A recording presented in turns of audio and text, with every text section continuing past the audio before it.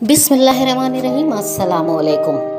जैसा कि AQ global channel के मुस्तकिल नाजरीन जानते हैं कि हमारे चैनल के रूह रवा जनाब अतहर कुरैशी साहब मलेशिया ही में मुकीम हैं। चुनाचा हमारे बहुत से करम फरमा मलेशिया के बारे में हमसे मुख्तलिफ सवालात करते हैं और ये जानना चाहते हैं कि मलेशिया में एक पाकिस्तानी की ज़िंदगी क्या है और उसे किस किस मसाइल का सामना करना पड़ता है। नाजरीन, हम अपने बहुत से प्रोग्रामों में आपको दर्जा बदर्जा मलेशिया के बारे में मुकम्मल मालूमात फराहम करते रहेंगे और ये भी बताते रहेंगे कि पाकिस्तानियों के लिए वहाँ कौन कौन से अच्छे रोज़गार हैं और उन्हें वहाँ कौन कौन सी मुश्किलात दरपेश आ सकती हैं। आज जिस बारे में हम बात करने जा रहे हैं वो है आउटपास। ये बहुत ही इम्पॉर्टेंट तरीन, अहम तरीन और यकीन मानिए कि इस बारे में जानने के लिए हमें तकरीबन हज़ारों लोगों ने मैसेजेस किए हैं कि हमें बताइए कि ये आउटपास क्या है और ये किस तरीके से मलेशिया में दिया जाता है और मलेशिया की गवर्नमेंट इस पर किस तरीके से अमल दरामद करवाती है। तो मैं आपको बता दूं कि आउटपास ऐसे पाकिस्तानी या किसी भी गैर मलेशियन गैर मुल्की के लिए है जो किसी भी वजह से मलेशिया में इल्लीगल हो गए हैं, यानी वो वहाँ पर गैर क़ानूनी तौर पर मुक़ीम है। चुनाचा उनकी सहूलत के लिए मलेशियन गवर्नमेंट साल डेढ़ साल पर ये अहम ऐलान करती है कि हम आउटपास का इजरा कर रहे हैं। चुनाचा जो भी पाकिस्तानी या दीगर गैर मुल्की गैर क़ानूनी तौर पर मलेशिया में मुक़ीम है वो आउटपास की सहूलत से फ़ायदा उठाएं और जल्द अज जल्द अपने वतन वापस जाएं। दूसरा सवाल ये होता है कि आउटपास के लिए एक नाजायज़ तौर पर या इल्लीगल तौर पर या गैर क़ानूनी तौर पर मलेशिया में मुक़ीम पाकिस्तानी या दीगर गैर मुल्कियों को क्या क्या चीज़ें चाहिए होती हैं। तो इसके लिए मैं आपको बता दूं कि मलेशियन गवर्नमेंट के अहकामात के मुताबिक मलेशियन इमिग्रेशन जब किसी भी गैर क़ानूनी रिहाइश पजीर गैर मुल्की को जो मलेशिया में इल्लीगल तौर पर रिहाइश पजीर है या गैर क़ानूनी तौर पर रिहाइश पजीर है, जब भी वो उनको आउटपास देती है तो उनसे 3 चीज़ें लेती है। सबसे पहले तो वो उनसे वो ट्रैवल डॉक्यूमेंट्स या वाइट पासपोर्ट लेती है जो पाकिस्तान एम्बेसी आपको देगी। अगर आप मलेशिया के अंदर गैर क़ानूनी हो चुके हैं, इल्लीगल हो चुके हैं, आपको 5 साल, 10 साल, 12 साल, 20 साल जितना भी अरसा गुजर चुका है, ये एक बहुत खुशाइन बात है कि मलेशियन इमिग्रेशन आउटपास देते हुए कभी भी आपसे आपकी रिहाइश के सालों के बारे में सवाल नहीं करती। यानी जितने बरस से भी आप मलेशिया में गैर क़ानूनी तौर पर रिहाइश पजीर है, आपको कोई मसला नहीं है, आपको आउटपास दे दिया जाएगा।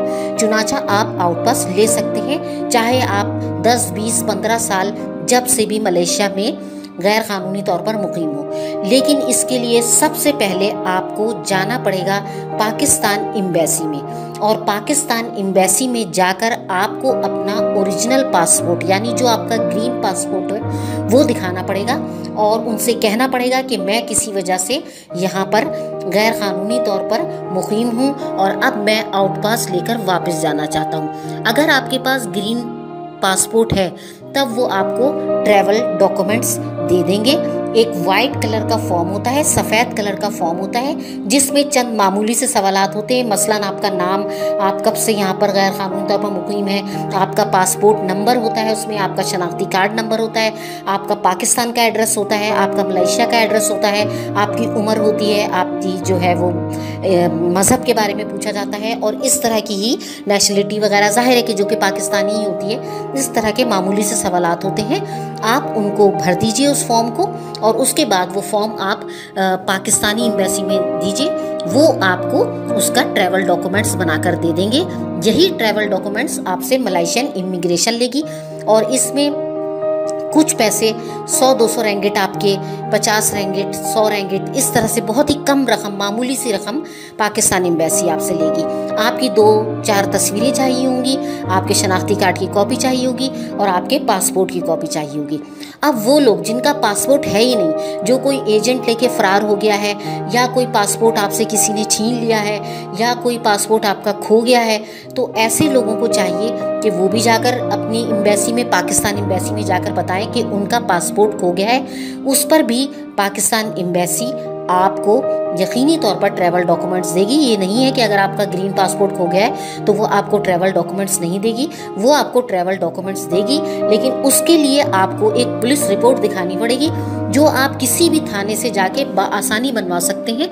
और उसमें आप लिखवा सकते हैं कि भाई किसी वजह से मेरा पासपोर्ट खो गया था, तो आप मुझे एक FIR किस्म की एक दरखास्त होती है जो आपको देनी पड़ेगी वहाँ पर मलेशियन थाने में, जिसके जवाब में वो आपको एक रिपोर्ट बनाकर दे देंगे। वो रिपोर्ट आप पाकिस्तान एम्बेसी में जमा करवा दिए, जवाब में आपको वो वाइट पासपोर्ट या वो ट्रैवल डॉक्यूमेंट्स मिल जाएगा जो आपसे मलेशियन इमिग्रेशन मांगती है।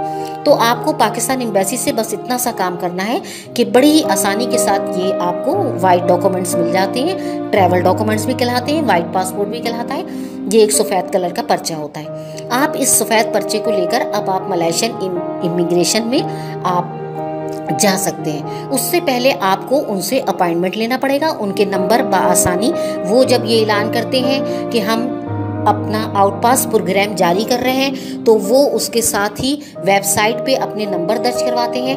आप उन नंबरों पर अपना अपॉइंटमेंट लीजिए। वो आपको कोई एक दिन देंगे, कोई भी पीर, मंगल, बुध, जुमरात, जुम्मा, कोई भी दिन वो आपको बताएंगे कि ये दिन आपको दिया गया है। कभी कभी काफ़ी दिन बाद भी डेट मिलती है, 1 महीना 1.5 महीना हो जाता है, कभी कभी फौरी डेट भी मिल जाती है। तो आप वो डेट लीजिए, अपॉइंटमेंट लीजिए, और उसके बाद आप उस अपॉइंटमेंट को लेने के बाद उस वाइट डॉक्यूमेंट्स को लीजिए जो आपको पाकिस्तान एम्बेसी ने दिया है, और इसके साथ आप एक जहाज़ के टिकट की कॉपी भी लीजिए। यानी आपको जहाज़ का टिकट कराना होगा। अगर आप और आसानी चाहते हैं तो आप एक डमी टिकट भी ले सकते हैं, एक डमी टिकट भी आप करवा सकते हैं, नहीं तो आप ओरिजिनल टिकट के साथ भी जा सकते हैं। तो ये 3 चीज़ें आपको चाहिए होंगी: पाकिस्तान एम्बेसी से दिया हुआ ट्रैवल डॉक्यूमेंट्स, इसके साथ आपको जो है वो जहाज़ की जो फ़्लाइट का टिकट है, डमी या ओरिजिनल जो भी है, उसकी कॉपी आपको चाहिए होगी।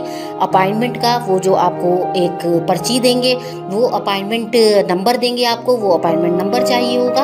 और अभी फ़िलहाल की पोजीशन में आपको कोरोना टेस्ट चाहिए होगा जो कि नेगेटिव होना चाहिए, यानी आपको कोरोना नहीं है, इस बात की तस्दीक होनी चाहिए उस टेस्ट रिपोर्ट में। ये 4 चीज़ें लेकर आप मलेशियन इमिग्रेशन जाएंगे।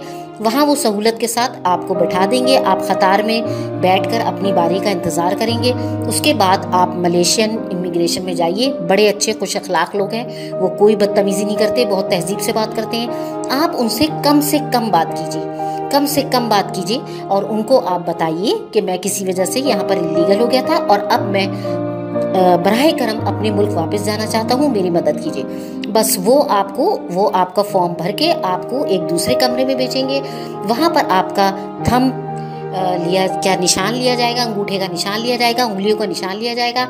वहाँ पर आपको एक फ़ीस जो उन्होंने मुकर्रर की होगी आउटवास की, जो भी उन्होंने, कभी 1500 होती है, कभी 1000 होती है, कभी 700 होती है, कभी 500 भी होती है, आजकल 500 है।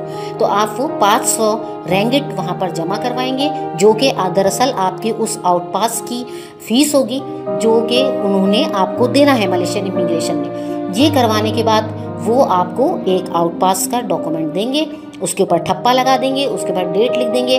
उसी वो जो आपका ट्रैवल डॉक्यूमेंट्स होगा उसी पर ही वो मलेशियन इमिग्रेशन अपना ठप्पा लगा देगी एग्ज़िट का, यानी कि आप आसानी तौर पर अब अपने वतन जा सकते हैं। आप उसको लीजिए, अपने ट्रैवल डॉक्यूमेंट्स को, जिस पर मलेशियन इमिग्रेशन का ठप्पा मौजूद होगा, और इस बात की तस्दीक होगी कि अब आप आउटपास के हामिल हैं, आउटपास आपको हासिल हो चुका है। उसके बाद आप सीधा जिस दिन भी आपकी फ़्लाइट हो, आप एयरपोर्ट पर जाइए, और एयरपोर्ट पर जाने के बाद जहाज़ में बैठिए और अपने वतन वापस आ जाइए। याद रखिए कि इसकी जो मुद्दत होती है, जो पाकिस्तान एम्बेसी आपको जो ट्रैवल डॉक्यूमेंट्स देगी, उसकी भी एक मुद्दत होती है, कभी 3 महीने, कभी 1 महीने, कभी 2 महीने, और जो आपको मलेशियन इमिग्रेशन आउटपास देगी उसकी भी एक मुद्दत होगी, कभी 10 दिन, कभी 14 दिन, ज़्यादातर 14 दिन होती है। आउटपास की मुद्दत ज़्यादातर इनका जो उसूल है मलेशियन इमिग्रेशन का, वो 14 दिन का होता है। 14 दिन के अंदर अंदर आपको फ़्लाइट पकड़ के पाकिस्तान वापस आ जाना है। तो ये सारी तफसीलात मैंने आपको बताई हैं। अगर आपको कोई और भी सवाल करना हो तो AQ ग्लोबल चैनल के रूह रवा अतर कुरैशी साहब बिल्कुल आपके सामने हाजिर खिदमत होंगे और आप उनसे इस किस्म के बारे में कोई भी सवाल कर सकते होंगे। बहुत बहुत शुक्रिया।